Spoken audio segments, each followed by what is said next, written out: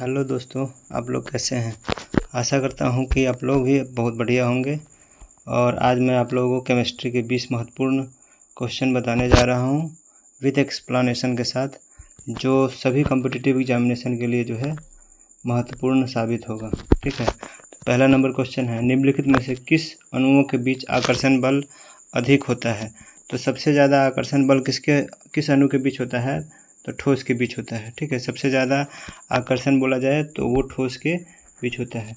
ठोस के अणुओं के बीच आकर्षण बल अधिक होता है, द्रव के अणुओं के बीच आकर्षण बल ठोस के अणुओं से कम होता है। यानी सबसे ज़्यादा आकर्षण बल बोला जाए तो ठोस के अंदर, उसके बाद द्रव के अंदर और लास्ट में जो है गैस के अंदर होता है। ठीक है, तो गैस के अणुओं के बीच आकर्षण बल सबसे कम होता है। पदार्थ के कणों के बीच आकर्षण बल कार्य करता है जिससे वे एक दूसरे से बंधे होते हैं। वे पदार्थ जिनका आकार और आयतन निश्चित होता है एवं कणों के मध्य आकर्षण बल अधिक होता है तो उसे हम लोग ठोस कहते हैं। वैज्ञानिकों के द्वारा जो है 5 ठोस पदार्थ की जो है 5 अवस्थाएं बताई गई थी। वो थी कौन कौन, तो वो थी ठोस, द्रव, गैस, प्लाज्मा और बोस आइंस्टीन कंडेंसेट। ठीक है, निम्नलिखित में से कौन सा कथन गलत है। ठीक है, निम्नलिखित में से कौन सा कथन गलत है। तो कह रहा है कि पदार्थ के कण स्थिर अवस्था में होते हैं।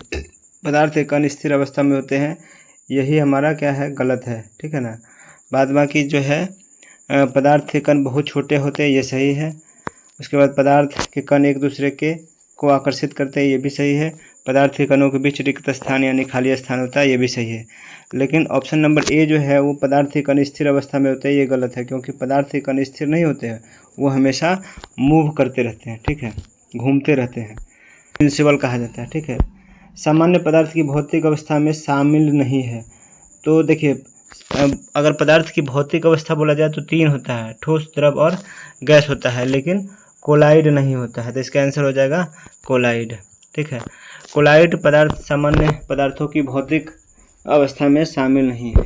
यह एक रासायनिक मिश्रण होता है जिसमें एक पदार्थ के कण दूसरे पदार्थ के समान रूप से परिक्षेपित होते हैं।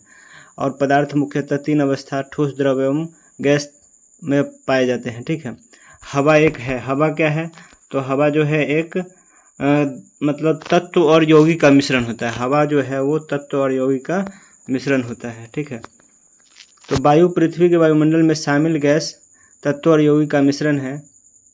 वायुमंडल में पाई जाने वाली गैसें कौन कौन सी है, तो जैसे नाइट्रोजन हो गया।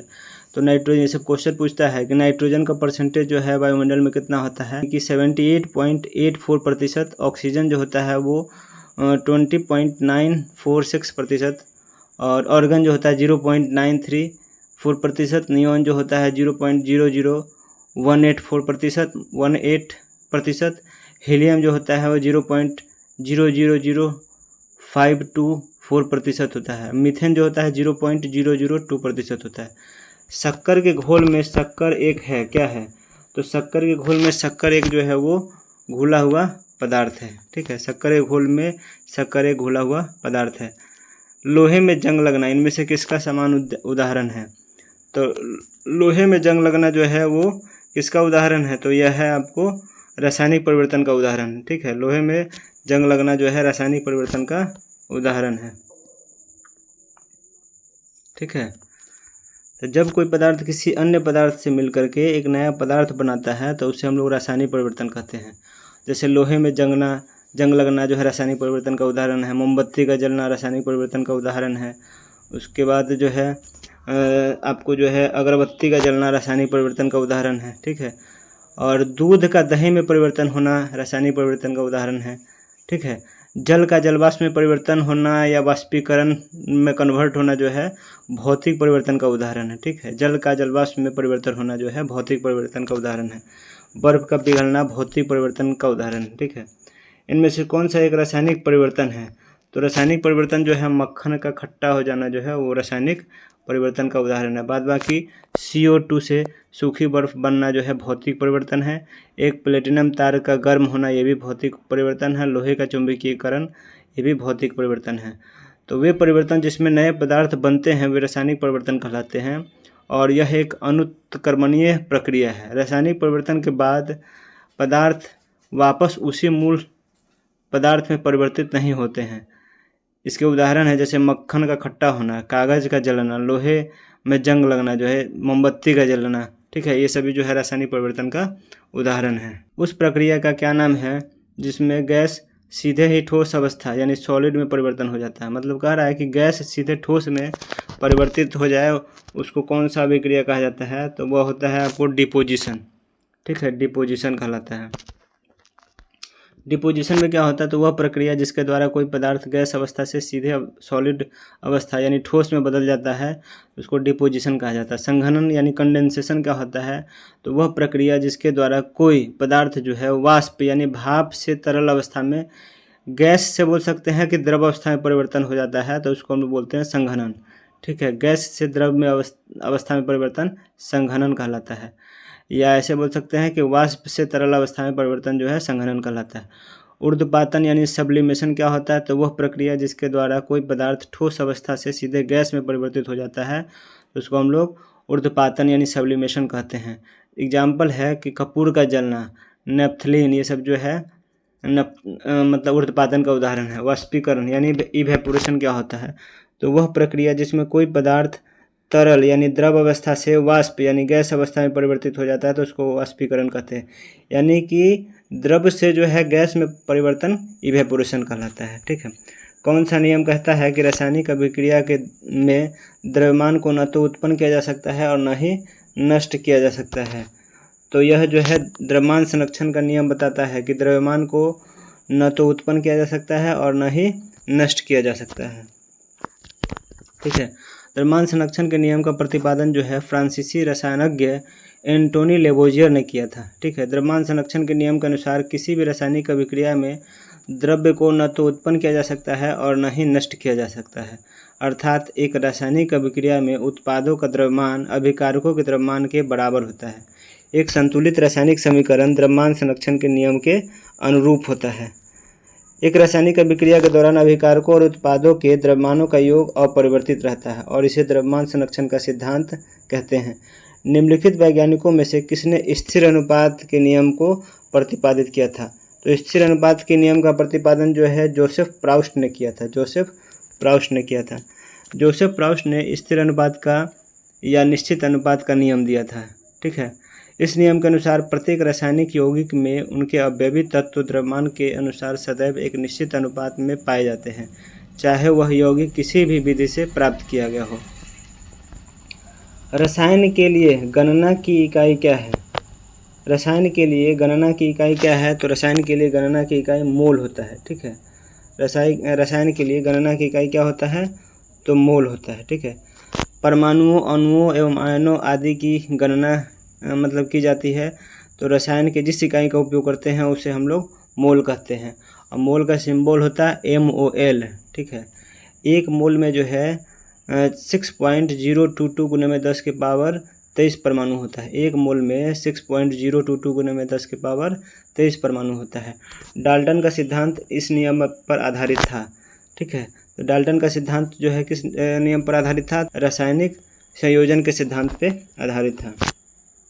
डाल्टन के परमाणु सिद्धांत के अनुसार सभी द्रव्य चाहे तत्व, यौगिक या मिश्रण हो, सूक्ष्म कणों से मिलकर बने होते हैं, जिन्हें हम परमाणु कहते हैं। पदार्थ की प्रकृति से संबंधित मूलभूत यह सिद्धांत है। प्रत्येक तत्व में एक विशेष परमाणु द्रव्यमान होता है। जॉन डाल्टन ने पदार्थ की प्रकृति के बारे में बुनियादी सिद्धांत प्रदान किया है, और डाल्टन का यह सिद्धांत रासायनिक संयोजन के नियमों पर आधारित था। डाल्टन के परमाणु सिद्धांत के अनुसार परमाणु पदार्थ का अविभाज्य कण होता है। डाल्टन के परमाणु सिद्धांत के अनुसार परमाणु पदार्थ का अविभाज्य कण होता है, और रासायनिक संयोजन के रूप दो नियम हैं, एक है द्रव्यमान संरक्षण का नियम, दूसरा है निश्चित अनुपात का नियम। अगला क्वेश्चन है, शब्द परमाणु को किसने खोजा था? तो शब्द परमाणु को किसने खोजा था, तो परमाणु शब्द जो है डेमोक्रिट्स ने खोजा था, ठीक है ना। परमाणु शब्द की खोज जो है डेमोक्रिट्स के द्वारा किया गया था, जिसका अर्थ होता है जिसे तोड़ा न जा सके, ठीक है। और डेमोक्रिट्स जो है वो एक ग्रीक दार्शनिक था। परमाणु यानी एटम रसायन विज्ञान में तत्व का वह छोटा से छोटा भाग है जो किसी भी रासायनिक अभिक्रिया में भाग ले सकता है, परंतु वह स्वतंत्र अवस्था में नहीं रह सकता है। परमाणुओं का निर्माण प्रोटॉन, न्यूट्रॉन एवं इलेक्ट्रॉन से मिलकर होता है। परमाणुओं का आकार अति सूक्ष्म एवं द्रव्यमान बहुत कम होता है। ठीक है, परमाणु रासायनिक रूप से जुड़कर डैश बन जाते हैं। ठीक है, कह रहा है परमाणु रासायनिक रूप से जुड़ करके अणु का निर्माण करते हैं, यानी बहुत सारे परमाणु मिल करके मतलब एक साथ मिल करके अणु का निर्माण करते हैं। दो या दो से अधिक एक ही प्रकार के अथवा अलग अलग तत्वों के परमाणु आपस में मजबूत रासायनिक बंधों द्वारा जुड़ करके अणु का निर्माण करते हैं। अणु पदार्थ का वह सबसे छोटा कण है जिसका स्वतंत्र अस्तित्व होता है, और किसी यौगिक की सबसे छोटी संभव इकाई को हम लोग अणु कहते हैं। यानी ये कह सकते हैं कि यौगिक की सबसे छोटी यूनिट जो होती है वो अणु कहलाती है। अगर तत्व की सबसे छोटी यूनिट पूछे तो परमाणु कहते हैं। अणु का गठन करने वाले परमाणुओं की संख्या को उसकी परमाणुकता के रूप में जाना जाता है। ठीक है, अणु शब्द जो है 1896 ईस्वी में विल्हेम ओस्टवाल्ड ने दिया था। अणु शब्द की उत्पत्ति जो है 1896 ईस्वी में विल्हेम ओस्टवाल्ड के द्वारा किया गया था।